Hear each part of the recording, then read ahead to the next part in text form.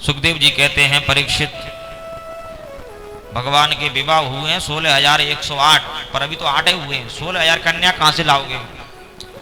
तो कहते हैं एक भौमासुर नाम का दैत्य था, और भौमासुर ने 16,100 कन्याओं को अपने कारागृह में बंद कर लिया था। तो वो कन्याओं ने हाथ जोड़ करके द्वारकाधीश के चरणों में प्रार्थना करी कि हे प्रभु, हमें यहां से मुक्त करो। सारी कन्याएं प्रार्थना कर रही हैं जेल में कि हे कृष्ण कन्हैया, आप आइए और हमें इस कारागृह से मुक्त कीजिए। इसलिए हम भी भगवान से ऐसी प्रार्थना किया करें, हे प्रभु हमें अपना बना लो बस, क्योंकि ये जीवन है तेरे हवाले। आज गोपियां जो कन्या जेल में बंद है, वह भगवान द्वारकाधीश के लिए प्रार्थना कर रही हैं और एक ही बात कह रही हैं, क्या? जीवन है तेरे हवाले मुरलिया वारे, जीवन है तेरे हवाले मुरलिया वाले, जीवन है तेरे हवाले मुरलिया वाले, जीवन है तेरे हवाले मुरलिया वाले। जय हो।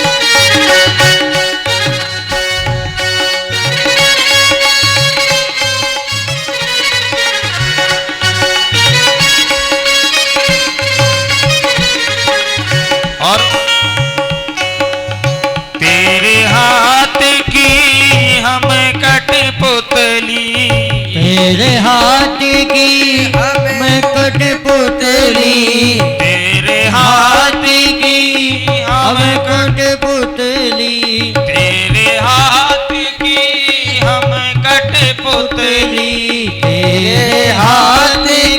हमें कठपुतली, कठपुतली हाँ कठपुतली हाँ कठपुतली हाँ कठपुतली, तेरे हाथ की हम कठपुतली, तेरे हाथ की हम कठपुतली, चाहे जैसे न चाले मुरलिया वाले, चाहे जैसे न चाले मुरलिया वाले। जय हो जय हो।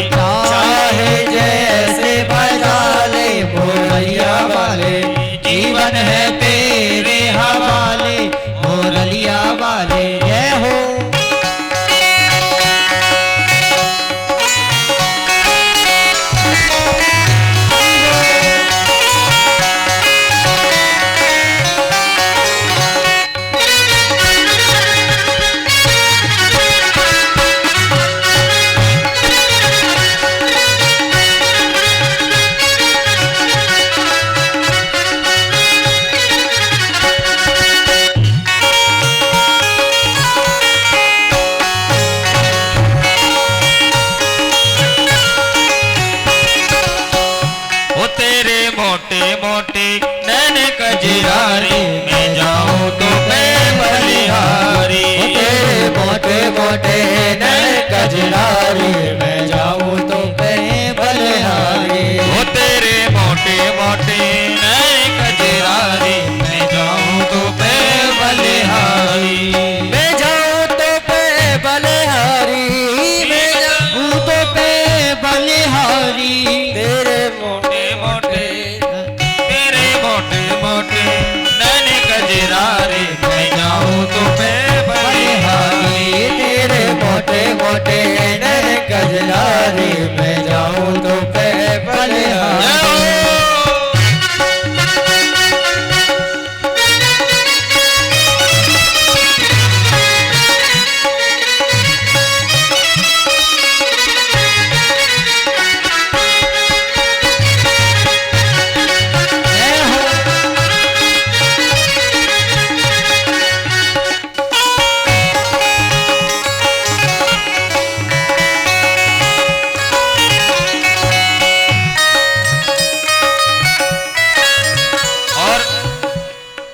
वो सखियां कह रही हैं कारागृह में, अपने भी हुए नहीं अपने, अपने भी हुए ना अपने, अपने भी हुए नहीं अपने, अपने ही हुए ना अपने।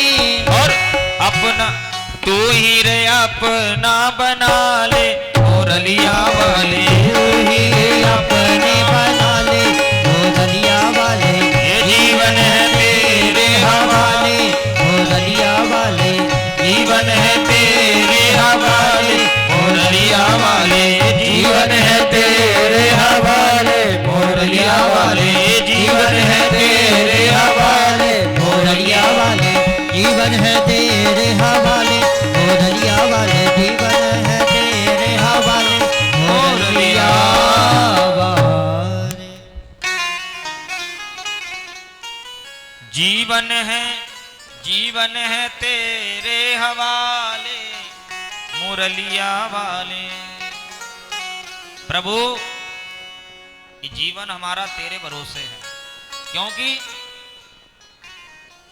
हमारा कोई अपना नहीं है, अपने भी हुए नहीं अपने, उनसे देखे थे हमने क्या क्या सपने, तू ही रे अपना बना ले मुरलिया वाले, तू ही रे अपना बना ले मुरलिया वाले। जब भगवान को पुकारने लगी कारागृह से, तो भगवान ने विचार किया कि भौमासुर जो है ऐसे तो मरने वाला है नहीं है, और ये भौमासुर कौन है? देखो ये भौमासुर है पृथ्वी माँ का बेटा, और इसे वरदान ये है कि जब तक माँ नहीं कहेगी तब तक माँ का पुत्र मर नहीं सकता है। तो आप बताइए दुनिया की कोई माँ होगी जो कह देगी मेरे बेटा को मार दो? कोई नहीं कह सकता। तो भगवान बड़े चिंता में, मार भी सकता नहीं हो क्योंकि जब तक माँ नहीं कहेगी। तो जो माँ का बेटा है धरती मैया, पर काम गलत कर रहा है, अत्याचार कर रहा है, तो ये भी ठीक नहीं है। भगवान ने कही कोई ना कोई रास्ता तो निकालेंगे, भगवान तो दयालु हैं, कोई ना कोई मार्ग निकाल लेते हैं दुष्ट को मारने के लिए। भगवान युद्ध करने चले, तो भगवान ने सोचा युद्ध में अगर मैं अपनी पत्नी सत्यभामा को लेके जाऊं तो कैसा रहे, क्योंकि सत्यभामा पृथ्वी माँ है, पृथ्वी माँ का ही अवतार है सत्यभामा। तो अगर ये कह देंगे ना युद्ध में कि प्रभु मार दो, तो भगवान मार देंगे।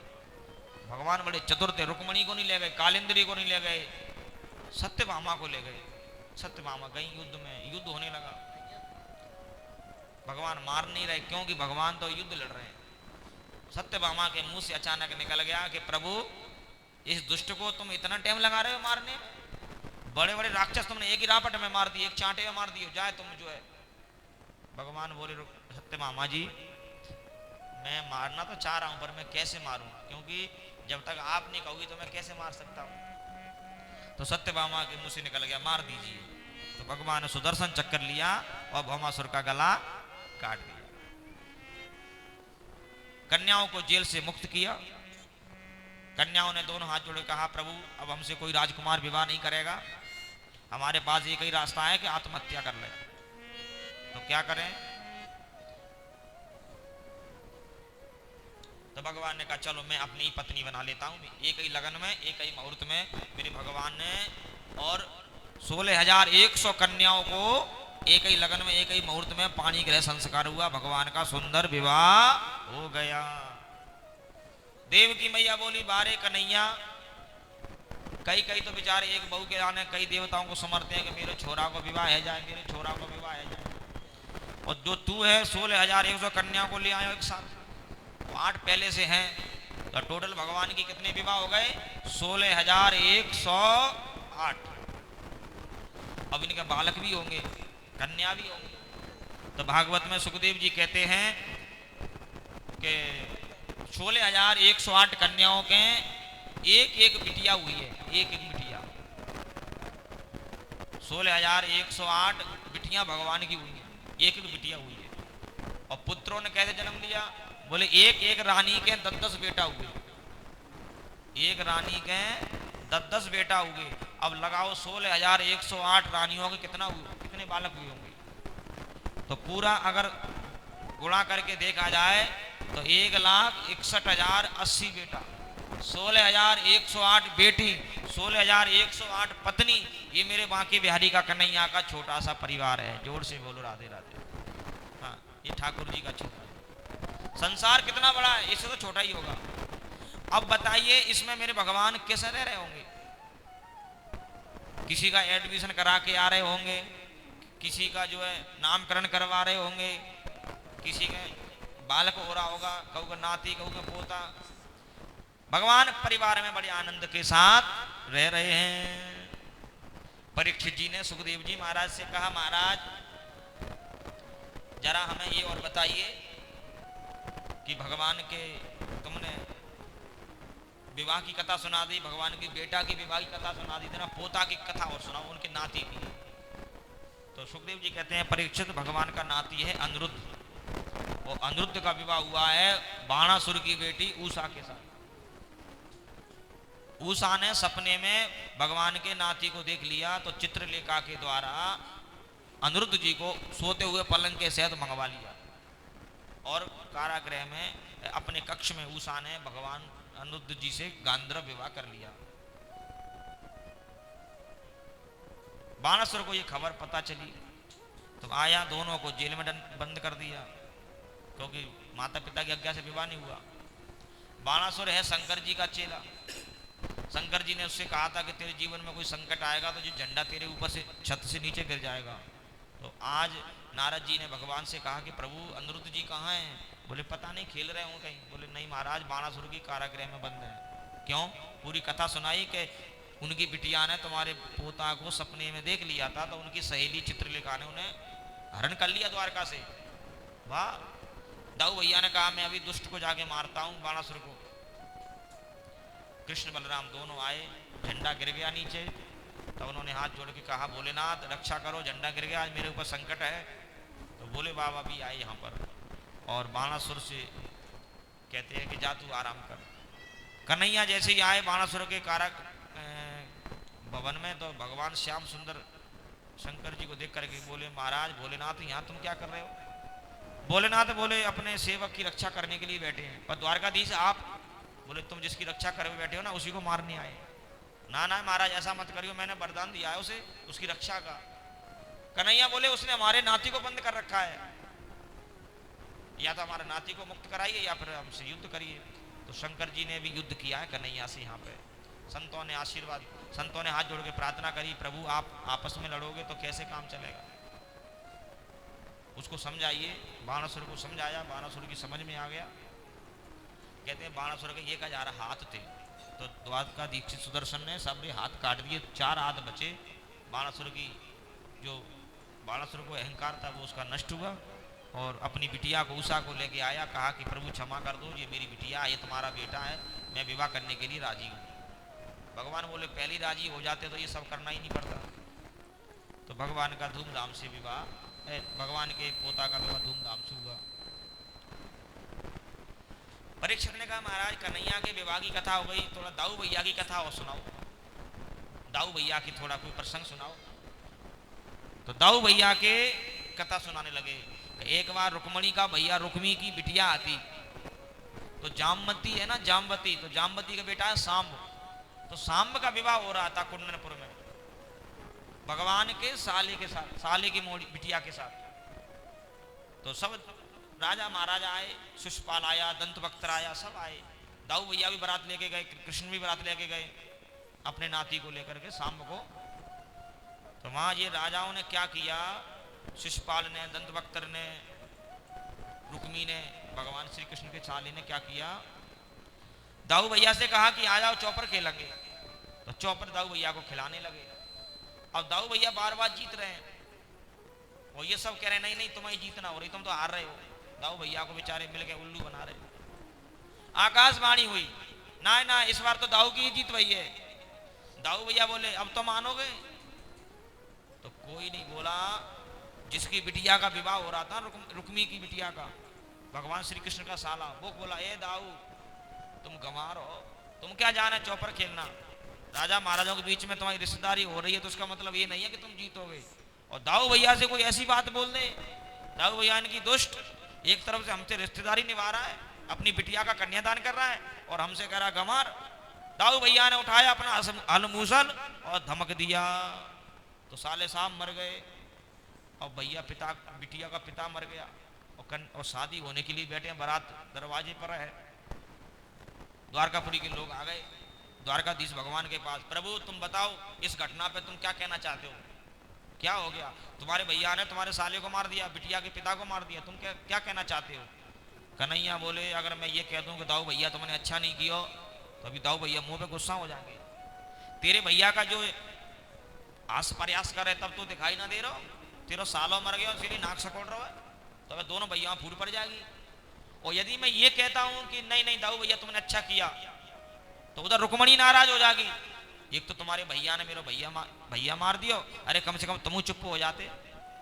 दोनों तरफ से संकट है भगवान के लिए। तो देखो तो इस समय क्या किया भगवान ने कुछ नहीं बोला। ये कथा हमें ये सिखा रही है, कभी हमारे जीवन में ऐसी कहानी बन जाए तो हम बिल्कुल शांत हो जाएं, कुछ नहीं बोले महाराज, सुनने में ही भलाई है। तो भगवान मौन हो गए। तब महापुरुष जो लोग बारात में जा रहे हैं ना, उन्होंने कहा कि देखो बिटिया का और बेटा का विवाह करने दीजिए, उनका कोई कसूर नहीं है, तुम आपस का लड़ाई झगड़ा चलता रहेगा। तो समझा करके कन्यादान करवाया। श्री सुखदेव जी कहते हैं परीक्षित इस प्रकार से सांब का विवाह संपन्न हुआ है। जोर से बोलो राधे राधे। सुखदेव जी महाराज कहते हैं एक पौंड्रक नाम का एक पौंड्रक था काशीपुरी में, वो भगवान श्री कृष्ण से कहता है कि मैं कृष्ण हूं तू नकली है। तो भगवान श्री कृष्ण ने काशी में जाकर के पौंड्रक का वध किया और उसे भगवान के धाम को भेज दिया। जोर से बोलो राधे राधे।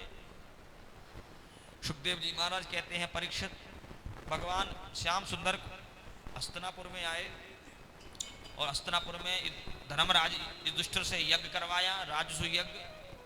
राजसु यज्ञ में सब देवताओं को बुलाया, सब राजा महाराजाओं को बुलाया, और राजसु यज्ञ वही कर सकता है जो सबको जीत ले। तो हमारे पांडवों ने सबको जीत लिया था क्योंकि महाभारत हो चुका था।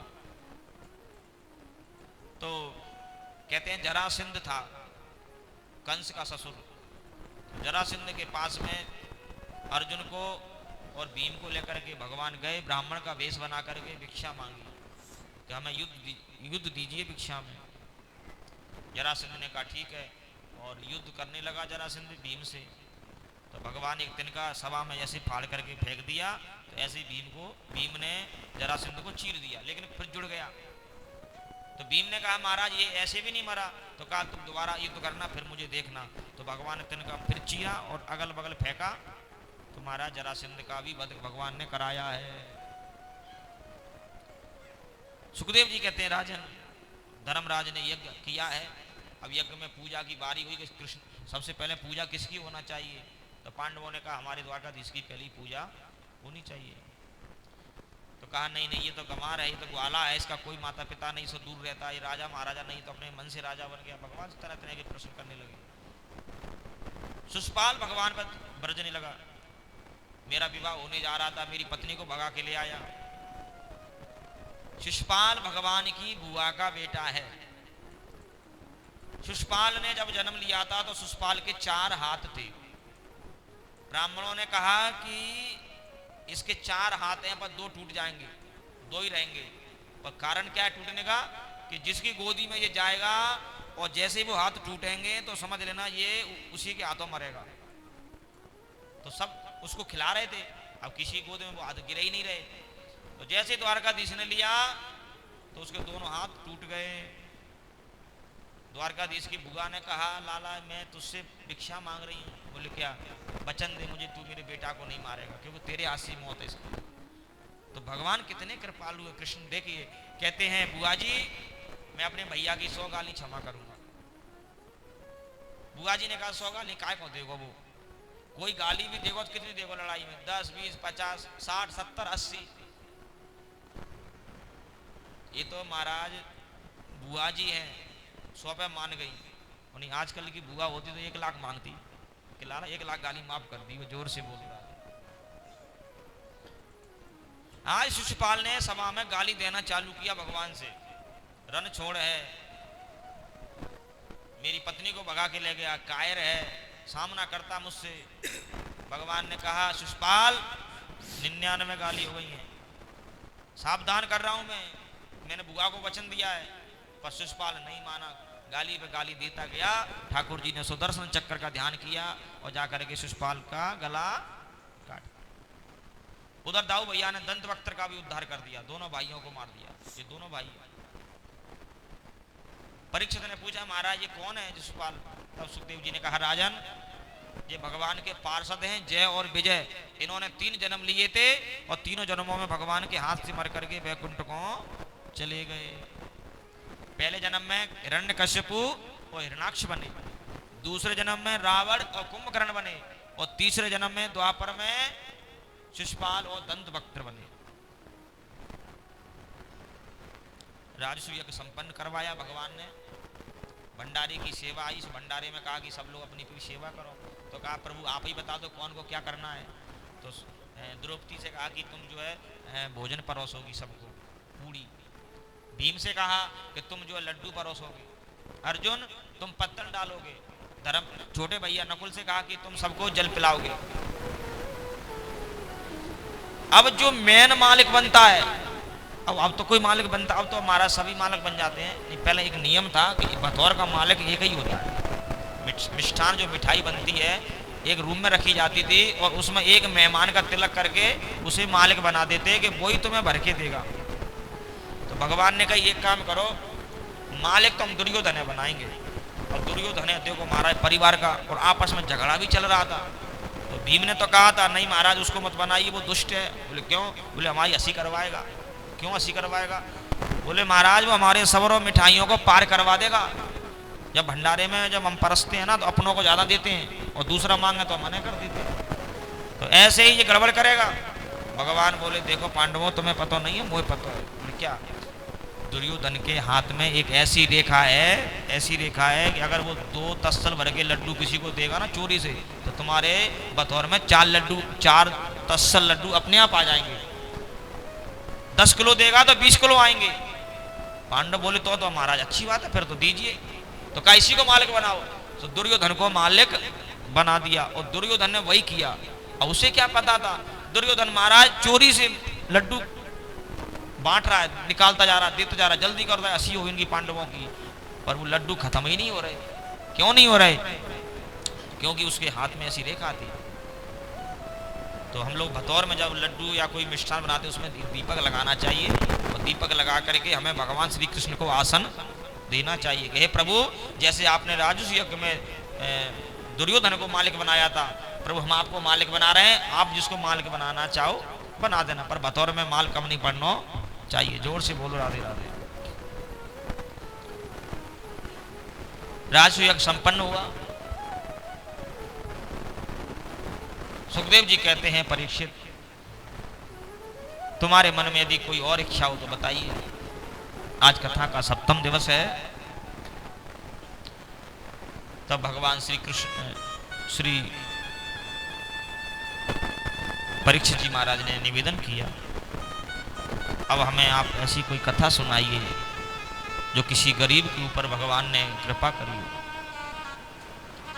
हमें कोई ऐसी कथा सुनाइए गोविंद जिसने भक्त को भगवान ने दौड़ करके हृदय से लगाया हो, जिसके भगवान ने चुन चुन करके सारे दुख दूर किए हों। ऐसा कोई भक्त हो तो उसकी कथा सुनाइए। आज सुखदेव जी महाराज कहते हैं, परीक्षित, कृष्णस्यासि सखा कश्चित्, मैं तुम्हें श्री कृष्ण के मित्र की कथा सुनाऊंगा। श्री कृष्ण का एक मित्र है जिसका नाम है सुदामा, और बड़ा ही सुंदर मित्र है महाराज। कृष्णस्यासि सखा कश्चित्, ब्राह्मणो ब्रह्मवित्तमान्, भ्रक्त इंद्रियार्थेषु,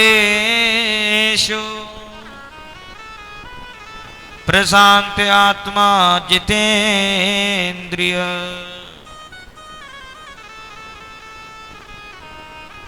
एक सखा है भगवान का, नाम है सुदामा। कैसा है? भ्रक्त इंद्रियार्थेषु, उसके मन में कोई कामना नहीं है, कोई लालच नहीं है, कोई इच्छा नहीं है। भ्रक्त इंद्रियार्थेषु प्रशांत आत्मा जितेन्द्रिय। सुदामा जी पे कुछ नहीं है, लेकिन फिर भी सुदामा जी मस्त है, आनंद में, कहीं कोई चिंता नहीं है। किसी ने दे दिया प्यार से तो ले लिया, नहीं दिया तो कोई बात नहीं है। परीक्षित ने पूछा, महाराज सुदामा जी के बारे में जरा बताओगे कि ये मित्र कैसे बने, भगवान की मित्रता कैसे हुई? सुखदेव बाबा कहते हैं, परीक्षित, भ्रक्त इंद्रियार्थेषु, एक बार उज्जैन में पढ़ने के लिए भगवान द्वारकाधीश और सुदामा जी गए थे, तो वही मित्रता हो गई। रास्ते में पढ़ने के लिए सुदामा जी जा रहे थे तो एक पैर में कांटा लग गया। सब लोग निकल रहे रास्ते में, पर कोई मदद नहीं कर रहा है। जब भगवान आए तो भगवान ने देखा कि ये कोई बेचारा रो रहा है, तो भगवान उतर गए, रथ से गए, पूछा क्या बात है भैया, तुझे क्या हो गया? कहा मेरे पैर में बहुत जोर का तकलीफ है, मैं चल नहीं पा रहा हूँ। देखा तो कांटा लगा मोटा सा, तो भगवान ने अपने मुख से उसका कांटा निकाला, दांत से, हाथों से नहीं निकाला, मुख से निकाला। कहाँ जा रहे हो आप? बोले उज्जैन जा रहे हैं गुरुजी के आश्रम पढ़ने के लिए। भगवान द्वारकाधीश बोले वहां तो मैं भी जा रहा हूँ, आइए बैठिए मेरे साथ। और भगवान ने अपने रथ में ही बैठा लिया, क्योंकि सुदामा जी पैदल जा रहे थे, और रास्ते में ही सुदामा का हाथ थाम लिया भगवान ने। भगवान बोले मित्र, आज से तुम मेरे मित्र हो। सुदामा से कहा, सुदामा जी ने कहा भैया मैं तो गरीब आदमी हूँ, मुँह पे का दर हो तो तू राजकुमार लग रहा हो भैया, तो पे गाड़ी है बड़ी वाली, मैं तो गरीब आदमी हूँ। भगवान बोले मैं राजपाट धन दौलत नहीं देखता किसी की, मैं तो दिल देखता हूँ, और मैंने देख लिया तेरा दिल साफ है, इसीलिए तू ही मेरे मित्र बनने के लायक है। ठाकुर जी ने सुदामा को अपने हृदय से लगा के वादा किया कि दुनिया में मैं तुझे कभी नहीं भूल सकता। सुदामा से ठाकुर जी आश्रम में गए, गुरु जी के यहाँ, दोनों मित्र साथ रह रहे हैं, साथ पी रहे, साथ उठ रहे हैं, साथ बैठ रहे हैं, खा रहे हैं। गुरु जी ने सुदामा जी से कहा कि ये पाठ हमें कल सुनना है, और कृष्ण तुम भी सुनाना। ठीक है। ठाकुर जी तो याद कर लिए, लेकिन सुदामा नहीं कर पाए। सुदामा थोड़ा पढ़ाई में कमजोर थे क्या। गुरु जी ने कहा सुदामा जी खड़े हो जाओ, पाठ सुनाइए। सुदामा जी बोले गुरु जी क्षमा करना, मैंने आज याद नहीं कर पाया। ठीक है, खड़े रहो। कृष्ण खड़े हो जाओ। ठाकुर जी खड़े हो गए, पाठ सुनाइए। भगवान कृष्ण कहते हैं गुरु जी आज मैंने भी याद नहीं किया। देखिए ये होता है मित्र, याद है लेकिन फिर भी मैंने कर दिया। अगर मेरा मित्र अगर गुरु जी से डांट खाएगा तो मैं भी खाऊंगा। महाराज गुरु जी ने कहा कि तुम्हारा यही दंड है कि तुम जाओ गुरु माता के पास और गुरु माता से पूछो क्या करना है आज। दोनों गए, गुरु माता गुरुजी ने भेजा है हमें कोई सेवा दीजिए। गुरु माता ने कही तुम छोटे छोटे बालक तुम कहाँ सेवा करोगे, एक काम करो जाओ पास में जंगल है ना, दोनों भैया जाओ और लकड़ी लेकर के आओ। ठीक है माँ। दोनों कृष्ण और सुदामा जी गए। तो मैया ने कहा लाला तुम्हें भूख लगेगी क्योंकि भोजन देर में मिलेगा, तो ले चने ले जाओ, न चने खा ले। ठीक है। और वो चने भी शराफत हैं एक ब्राह्मण के, और वो चने लेकर के द्वारकाधीश गए, लकड़ी काटने लगे, बीनने लगे। थोड़ा मौसम गड़बड़ा गया, पानी बरसने लगा। तो सुदामा जी ने कहा कि ये चनों को मैं अकेला खा लूं क्योंकि भूख लग रही है। तो दोनों एक ही वृक्ष पर चढ़ गए। सुदामा जी ने ऊपर हैं, द्वारकाधीश थोड़े नीचे हैं, तो ऊपर ही सारे चने खा गए। कन्हैया ने पूछा दलाला क्या बात है, काय को दांत कटकटा रहा है। सुदामा बोला भैया मुझे ठंड लग रही है और सब अरे महाराज चने प्रभु ने खा लिया। तो देखो आज भी चने का भोग लगवाया है ठाकुर जी का, आज भी भगवान ने चने का भोग पाया। पानी बंद हुआ, भैया चलो। ठाकुर जी बोले भूख लग रही है चने निकालो मेरे। सुदामा जी बोले लाला क्षमा करियो वो तो मैंने खा लिए। भगवान ने कहा कोई बात नहीं मित्र खा लिए तो क्या हो गया चलो। भगवान बोले वैसे सका एक बात कहूं, तू मेरा मित्र है इसलिए किसी का हक नहीं खाना चाहिए, क्योंकि किसी का हक खाते हैं तो हमें पटाना पड़ता है। पर मैं तो तेरा सखा हूं, सो घबराने की कोई बात नहीं। अगर मान लीजिए तेरे जीवन में कोई संकट आ जाए, कोई विपत्ति आ जाए तो घबराना नहीं, तू मेरे दरवाजे आ जाना, मैं तेरा संकट दूर कर दूंगा। पर मैं दुनिया वालों को ये बताना चाहता हूं कोई किसी का हक खाएगा, 1 रुपये भी अगर तुमने बचा लिया तो उसका तुम्हें चुकाना पड़ेगा, चाहे जन्म ही क्यों ना लेना पड़े वाके घर में। कभी कभी महाराज 2-2 रुपए के पीछे जन्म लेना पड़ता है, ऐसी बहुत सी कथाएं। महाराज दोनों मित्र सुदामा जी वहां से पढ़ करके गए। द्वारकाधीश अपने द्वारकापुरी को, सुदामा जी अपने सुदामा। सुखदेव जी कहते हैं राजन उधर द्वारकाधीश का विवाह हो गया, इधर सुदामा जी का विवाह हो गया। उनके भी बाल गोपाल हुए, इनके भी बाल गोपाल हुए। सुदामा जी की पत्नी का नाम है सुशीला। सुदामा जी के 4 बच्चे हैं, लेकिन झोपड़ी में कुछ नहीं है, अन्न भी पैदा नहीं है, क्योंकि मांग करके लाते थे, बनाते थे, खाते थे। 3 दिन हो गए, आज किसी ने सुदामा जी को कुछ दिया ही नहीं। और भगवान श्याम सुंदर जो है सोच रहे हैं कि मेरे दरवाजे आए तो मैं इसको दूं।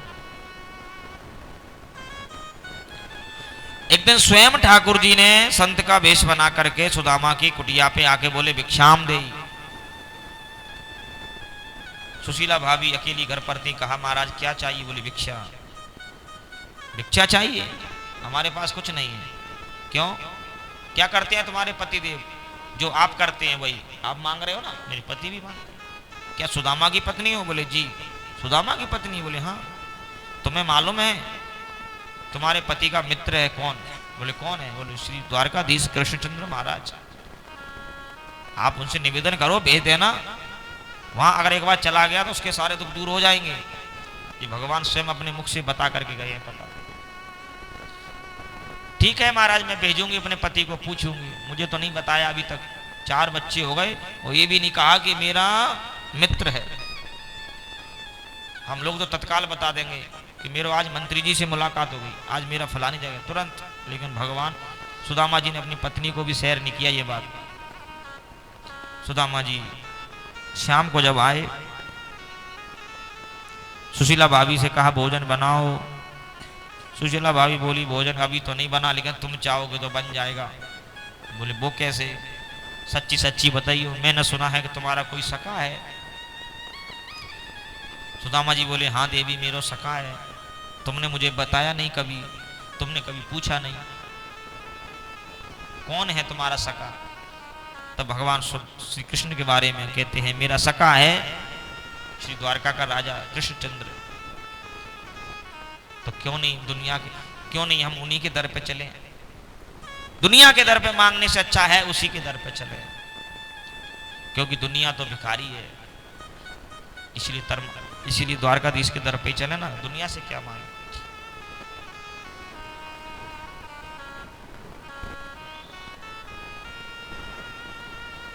आज भगवान श्री कृष्ण की दर पे हम दोनों चलेंगे।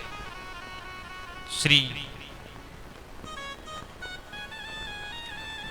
सुशीला भाभी ने कहा सुदामा जी दे। सुदामा जी बोली देवी मैं नहीं जाऊंगा, अगर मांगने की कह रही हैं तो मैं नहीं जाऊंगा। हाँ मिलने की कहो तो मैं चला जाऊंगा, लेकिन मैं मांगूंगा नहीं। क्यों? मेरा सका है, मैं जाऊंगा मांगने के लिए? नहीं नहीं, मैं ऐसा नहीं कर सकता, मैं मांग नहीं सकता। हाँ उसकी मर्जी होगी, वो अपनी इच्छा से दे सकता है, लेकिन मांगूंगा नहीं।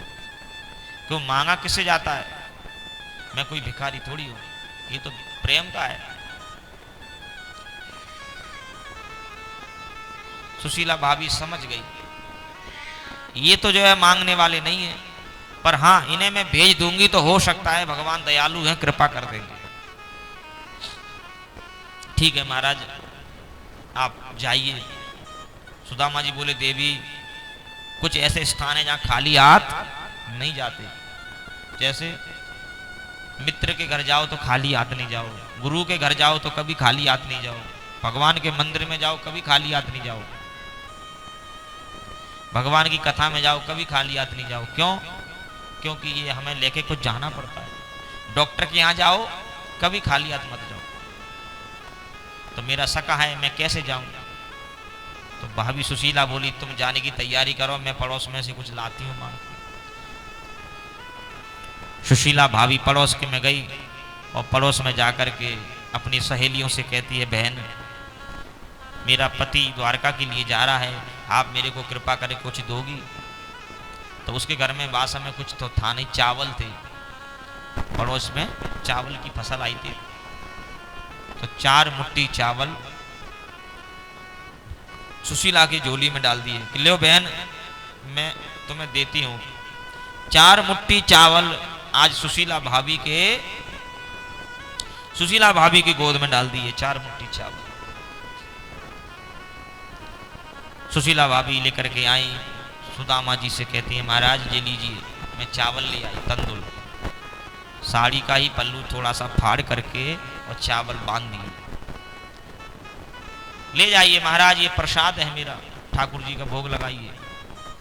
सुदामा जी जाने लगे।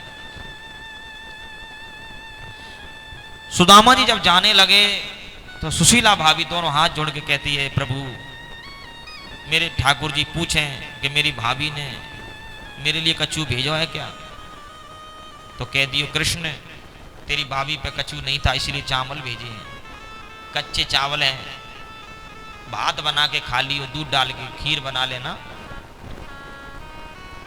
और अगर कोई और बात पूछें कि मेरी भाभी कैसी है, मेरी भाभी का स्वास्थ्य ठीक है, तो एक ही बात कहना तुम तो मेरे बारे में बस कि 1 मास 2 पाख में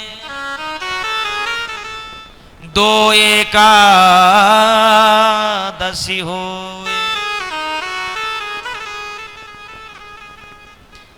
1 मास 2 पाख में 2 एकादशी होए। गोपाल जू आपकी कृपा से और नित्य एकादशी हो। बस इतना कह दियो कि तेरी भाभी के घर में रोज एकादशी का व्रत करती है तेरी भाभी, इतने में ही मेरा कन्हैया समझ जाएगा, क्योंकि मेरे भगवान को दुनिया की लिस्ट बताने की जरूरत नहीं है, बस इतने में ही समझ जाएंगे कि मेरी भाभी के पास में क्या होगा। दुनिया से भला हम क्या मांगे, दुनिया तो खुद ही भिखारी है। दुनिया से भला क्या हम मांगे, और दुनिया तो खुद ही भिखारी है। मांगो उस बंसी वाले से जहाँ होता कभी इनकार नहीं।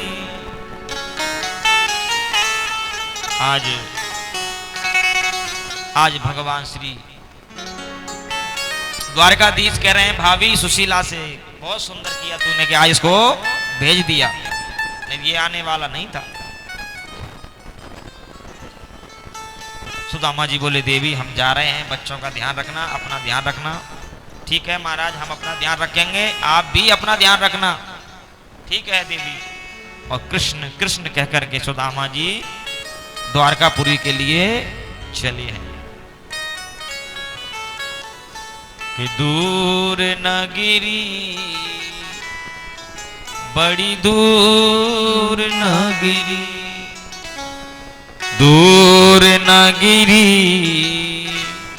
बड़ी दूर नगरी, कैसे आऊं रे कन्हैया, कैसे आऊं रे कन्हैया, तेरी गोकुल नगरी, बड़ी दूर नगरी। सुदामा जी कहते हैं कैसे आऊं मैं लाला तेरी नगरी, क्यों? तेरी नगरी तो बड़ी दूर है। सुदामा जी चले। अब चलते चलते महाराज शाम हो गई। अब शाम हो गई तो एक नदी मिली। अब नदी शाम को कहां, उस समय नाव कहां धरी। सुदामा जी ने सोचा अब थक गए हैं, चलते चलते थोड़ा विश्राम कर लें, अब प्रातः काल यात्रा करेंगे और कोई नाव मिलेगी तो उससे पल्ली पार हो जाएंगे। जोर से बोलो राधे राधे।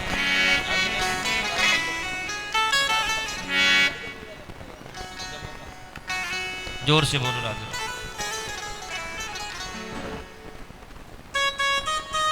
शाम को भगवान मांझी बन करके, केवट बन करके आ गए।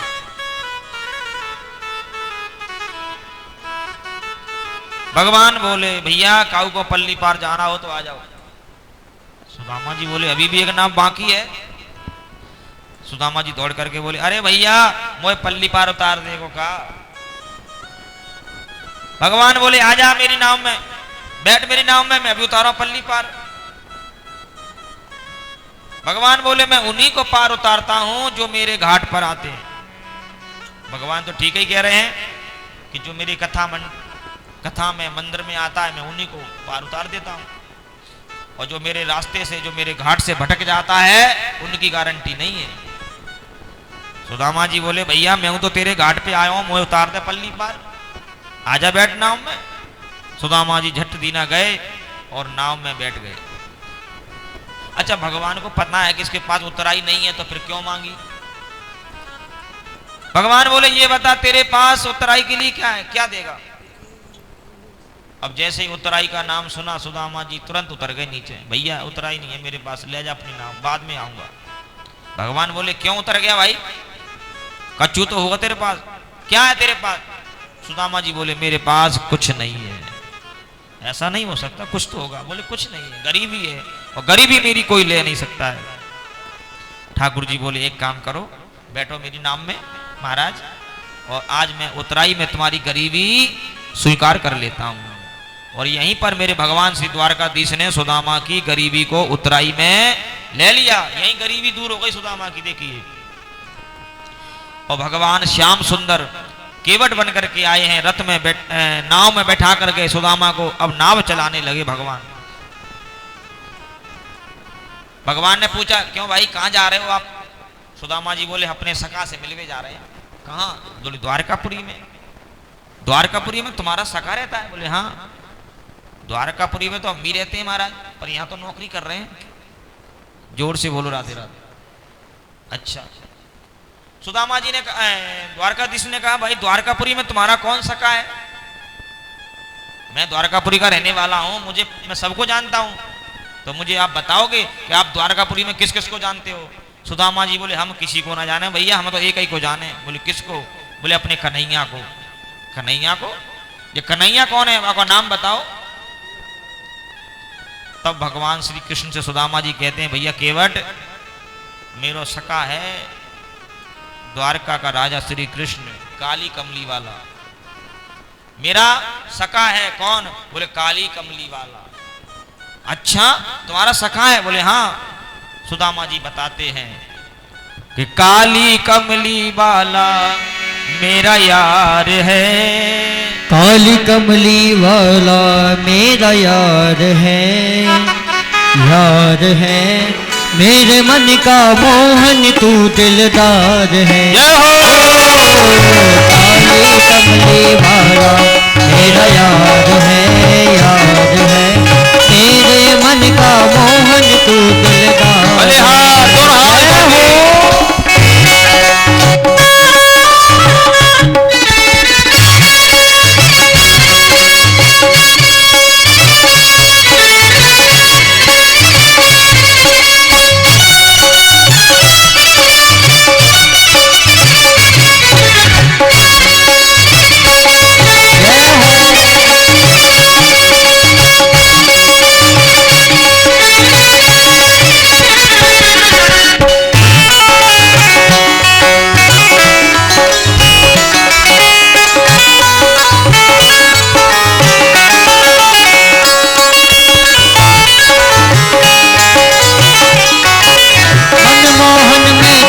दीवाना गाँव बस अब यही तराना, गाँव बस यही तराना, गाँव बस यही तराना। हो मनमोहन में तेरा दीवाना गाँव बस अब यही तराना, गाँव बस अब यही तराना। श्याम सलोने तू मेरा रजवार है, श्याम सलोने तू मेरा रजवार है। मेरे मन का मोहन तू दिलदार है। ओ काली कमली वाला मेरा यार है, मेरे मन का मोहन तू दिलदार है। जय हो।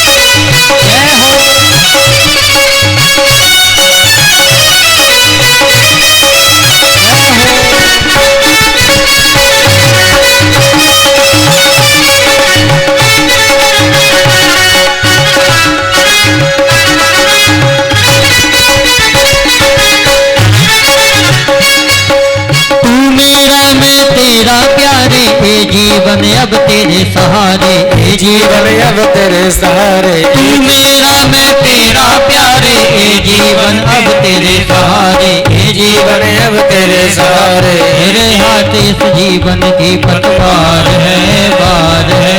मेरे मन का मोहन तू दिलदार है। ओ काली कमली वाला मेरा यार है, यार है। मेरे मन का मोहन तू दिलदार है। तू मेरा यार है, मेरा दिलदार है। तू मेरा यार है, मेरा दिलदार है। ओ काली कमली वाला मेरा यार है, यार है। मेरे मन का मोहन तू दिलदार है। जय हो।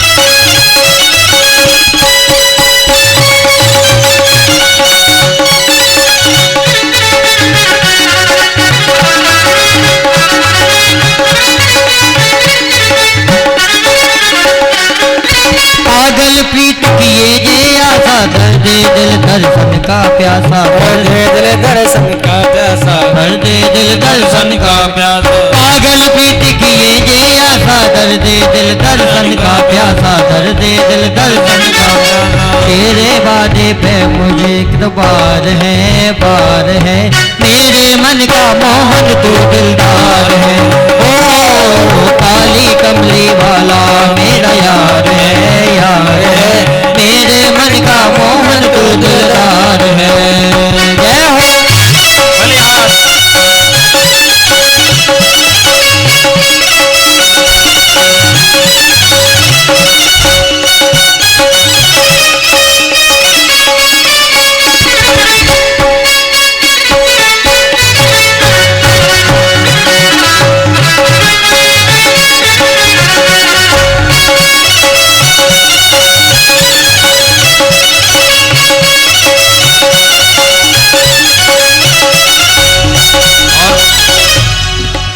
भगवान केवट से कह रहे हैं, भगवान केवट के रूप में सुदामा से कह रहे हैं कि तुम्हारा मित्र है काली कमली वाला। बोले हाँ, तो चिंता मत करो। क्यों? वो सबके दुख दूर करता है, वो तुम्हारे भी दुख दूर करेगा। सुख दुख आए जाए, सुख दुख आए जाए जाए, सुख की चिंता प्रीति जिसे अपनाए, सुख दुख आए जाए। जीवन में दुख और सुख तो आता रहता है, इसलिए चिंता नहीं करना है, क्योंकि काली कमली वाला मेरा यार है, यार है। मेरे मन का मोहन तू दिलदार है। ओ काली कमली वाला मेरा यार है, यार है। मेरे मन का मोहन तू दिलदार है। तू मेरा यार है, मेरा दिलदार है। तू मेरा यार है, मेरा दिलदार है। ओ काली कमली वाला मेरा यार है, यार है। मेरे मन का मोहन तू दिलदार है। ओ काली कमली वाला मेरा यार है, यार है। मेरे मन का मोहन तू दिलदार है। काली कमली वाला मेरा यार है, यार है। मेरे मन का मोहन तू दिलदार है। बोली कृष्ण कन्हैया लाल की जय हो। जय जय श्री राधे।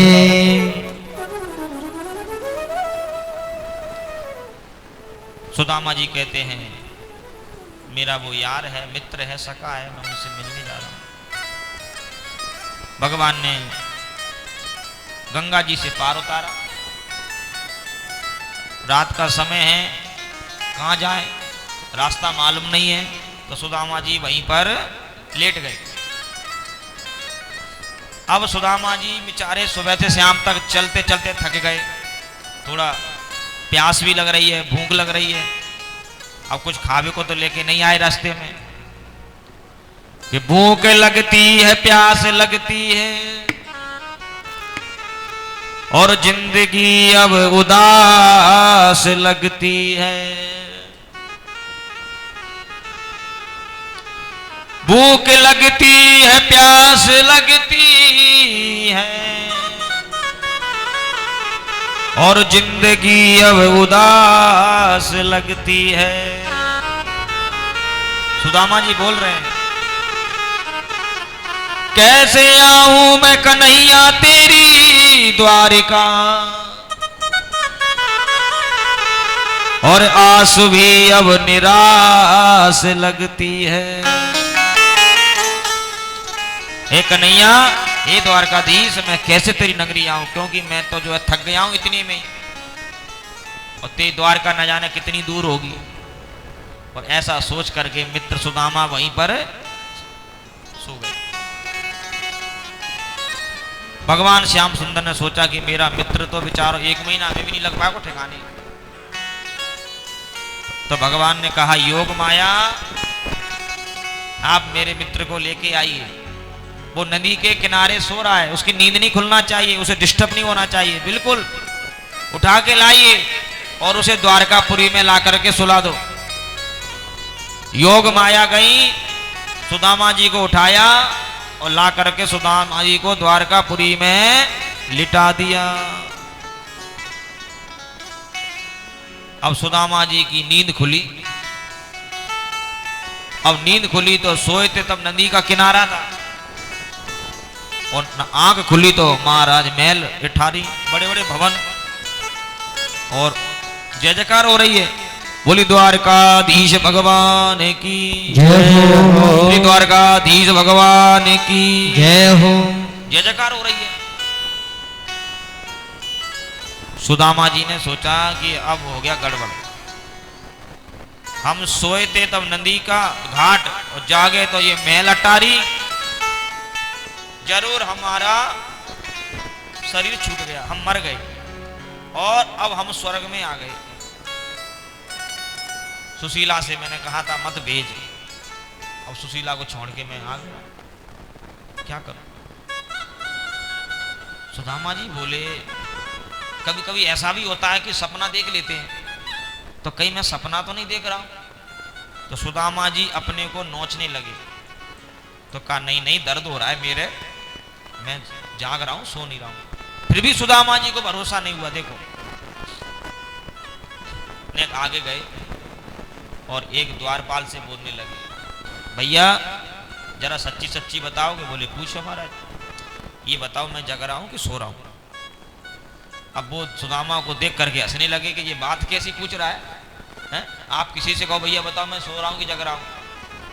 उसने कहा ना भैया आप जाग रहे हो, अच्छे वाले खड़े हो मेरे सामने, तो पर ऐसा क्यों पूछ रहे हो? सुदामा जी बोले ये जिंदगी मुझसे मजाक कर रही है। जिंदगी मजाक कर रही है? बोले हाँ। क्यों? भैया जब हम सो रहे थे तब नंदी के घाट पे आए थे और जागे तो ये महल अटारी तई पूछ रहे हैं कि ये क्या है। तब उसने कहा भैया ये द्वारकापुरी नगरी है। द्वारकापुरी? वाह बड़ी जल्दी आ गए हम तो द्वारकापुरी में। तो भैया मुझे बताएगा? बोले क्या? हमारा कन्हैया कहाँ रहे? कन्हैया? भैया ये कन्हैया कौन है द्वारकापुरी में? क्योंकि गोपनीय नाम हमारा प्यार का नाम अलग होता है और जिस नाम से वो वहां रह रहा है उसी नाम से पुकारोगे तो ही पता बताएगा कोई है? कि भैया ये बताइए हमारा कन्हैया कहाँ है? बोले नाम बताओ पूरा, उसका मकान नंबर बताओ, पूरा मोहल्ला बताओ, कौन से मोहल्ले में कहाँ। भैया तू द्वारकापुरी में रहे तू मेरे कन्हैया को ना जाने? अरे मेरे कन्हैया को नाम है श्री कृष्णचंद्र, वो तो हम प्यार से वाह कन्हैया कहें। वाह महाराज, और तुम्हें पता है तुम क्या कह रहे हो? बोले क्या कह रहे हैं? वो इस नगर के राजा हैं और उनका नाम ऐसे कोई प्रजा नहीं लेती है जैसे आप ले रहे हो। तो भैया कैसे ले मैं वाह को नाम? तब द्वारपाल कहता है हमारे महाराज को नाम तो बड़े सम्मान से लियो जावे, श्री श्री एक जराट श्री महाराजाधिराज श्री द्वारकाधीश श्री कृष्णचंद्र महाराज। तो आपने जाने कैसे श्री कृष्ण कह दिया। भगवान सुदामा जी बोले भैया सखा हमारा बचपन को सखा है तई भाई हम कन्हैया कहवे। अब तेरी समझ में तो आ गई होगी ना, अब तू बता दे बाको पतो कहाँ है, कहाँ मिलेगा वो। महाराज क्या पूछे, चले जाइए उनकी सामने बिल्कुल जो जगमगा रहा है पील का भवन, बस उसी पीले भवन में जाकर के आप पहुंच जाइए। सुदामा जी चले महाराज और सुदामा जी चले। देखिए तो कहते हैं कि भागवत के अनुसार तो सीधा भवन में प्रवेश कर गए, लेकिन नरोत्तम जी ने भाव सजाया है। कभी है एक नरोत्तम जी उन्होंने भाव सजाया है कि जब सुदामा जी दरवाजे पर पहुंचे तो द्वारपालों ने रोक दिया। कहा महाराज किससे मिलना है? किससे मिलना है? बोले अपने मित्र से, सखा से। क्या नाम है? बोले सुदामा। बता दियो जाके। ठीक है महाराज। द्वारपाल बोले बिराजो महाराज, अंदर जाके खबर करते हैं। तो अंदर खबर भिजवाई। द्वारपाल ने कहा ठाकुर जी से प्रभु तुम्हारी जय हो। ठाकुर जी को लेके आओ, कुर्सी